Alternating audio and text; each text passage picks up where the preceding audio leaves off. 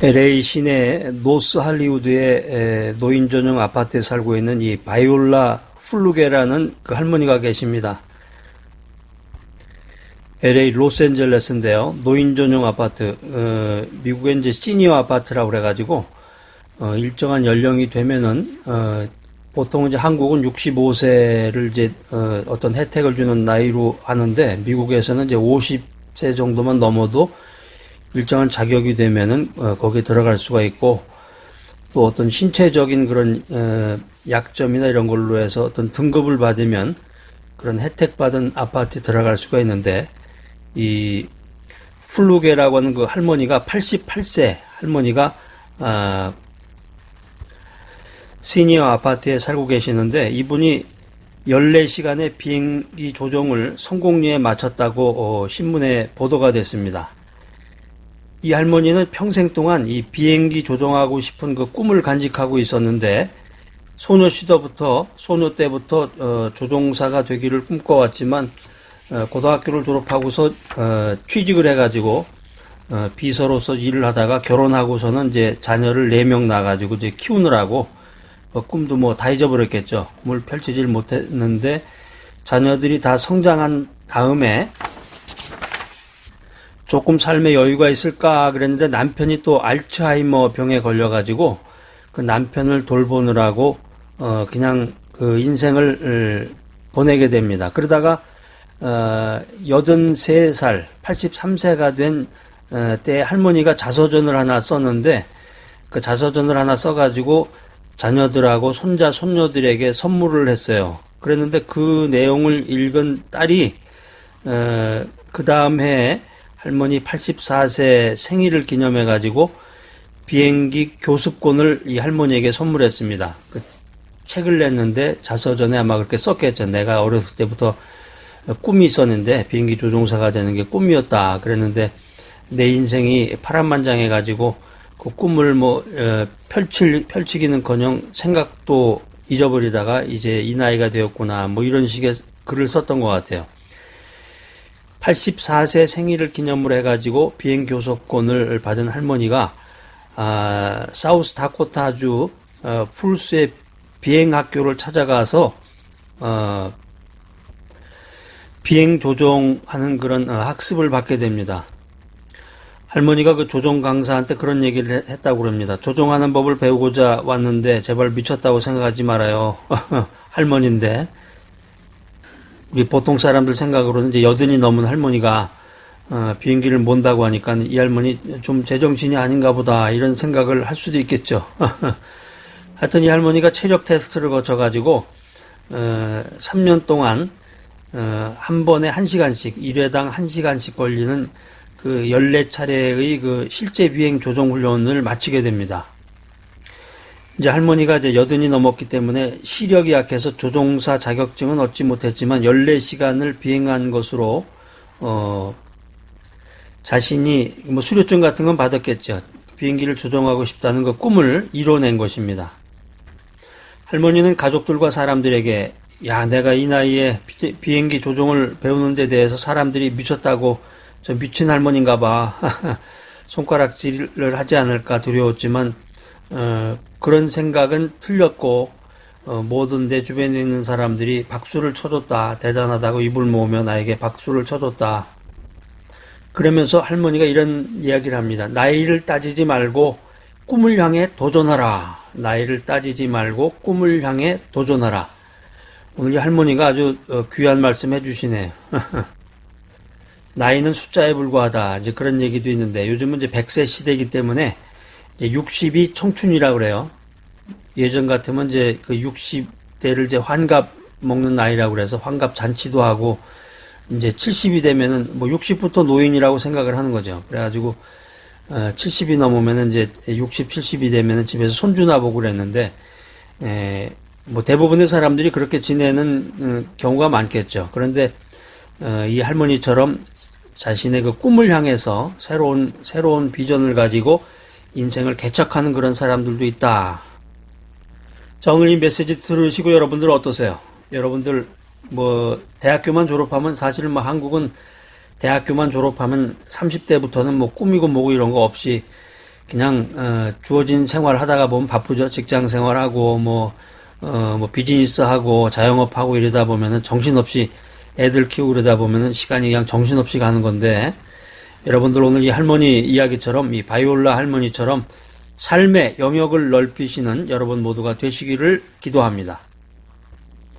구약성경 역대상 4장 9절에서 10절 말씀, 이 말씀에 등장하는 그 야베스의 기도를 통해서 우리가 배우고자 하는 것은 지경을 넓히는 기도입니다. 지경을 넓혀달라는 그런 메시지인데, 이 말은 결국에 와서 야베스가 비전이 있다는 거죠. 야베스가 비전이 있었다. 그러니까 우리가 인생 살다 보면 그 위대한 일을 한 모든 위대한 일을 한 사람들은 누구나 다 비전이 있었구나 하는 생각을 갖게 됩니다. 비전 없이 우연히 위대한 일을 이룬 사람은 아무도 없다. 이 세상에 우연이라는 건 없습니다. 자, 그렇기 때문에 믿음의 사람으로 하나님 중심으로 인생을 살면서 말씀 중심, 기도 중심의 인생을 사는 믿음의 사람으로서 하나님의 특별한 사랑을 받는 사람으로 정말 의미 있고 보람 있고 가치 있는 인생을 살기 위해서는 삶의 지경을 넓혀야 된다. 비전을 가져야 된다. 여러분, 자기의 지경을 넓혀 나가야 됩니다. 그래서 큰 일을 담당하는 사람이 되고 더 큰 일을 맡겨달라고 기도해야 되겠습니다.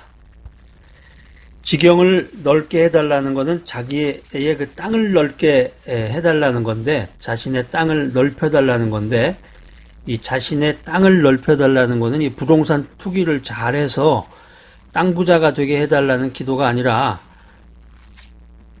이 땅이라고 하는 것이 성경적인 표현으로는 기업을 말하는 거라고 할 수 있습니다. 다시 말해서 자신의 역량, 할 일을 넓혀달라, 이렇게 기도했다는 것입니다. 야베스가. 그래서 우리도 말씀 중심, 기도 중심의 인생을 살아가면서 하나님께 나에게 더 큰 일을 맡겨달라고 기도해야 됩니다. 하나님께 나에게 더 큰 역량을 달라고 기도하는 것이 필요합니다. 그래서 나에게 더 큰 비전을 달라고 기도하고 더 큰 일을 할 수 있도록 기도하는 것은 필요하고 정당하고 응답받을 기도다라는 것입니다.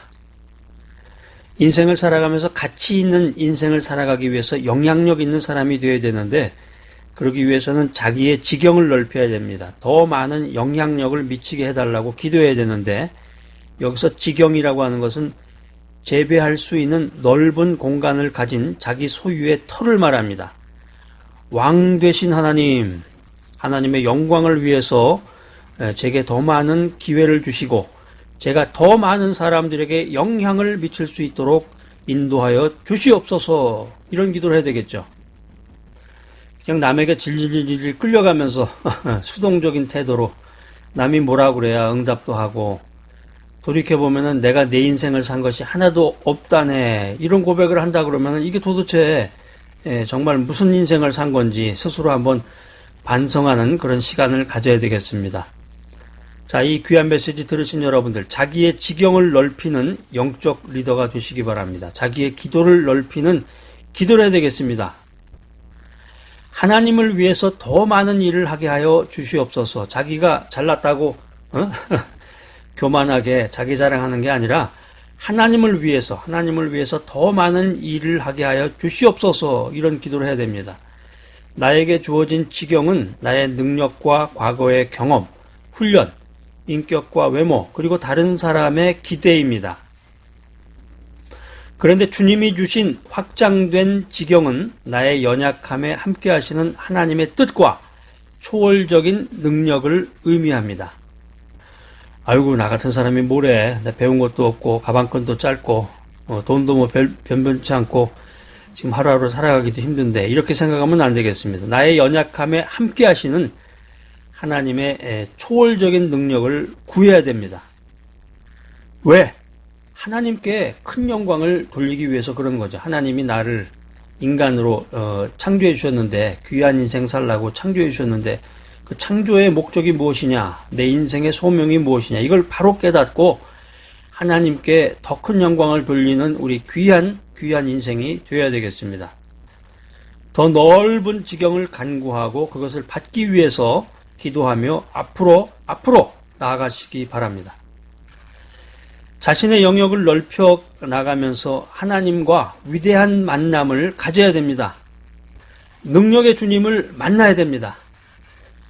역대상 4장 9절에서 10절 말씀에 보면은 주의 손으로 나를 도와주소서 이렇게 말하고 있습니다. 우리가 기도로 결정하는 것들은 상식에 어긋나고 이전의 경험과 상반되고 나를 바보처럼 실패자처럼 보이게 할 수 있습니다. 주의 손으로 나를 도와주소서. 여기서 주의 손이라고 하는 것은 하나님의 백성들 속에 살아계시는 하나님의 임재, 하나님의 능력을 나타내는 것입니다.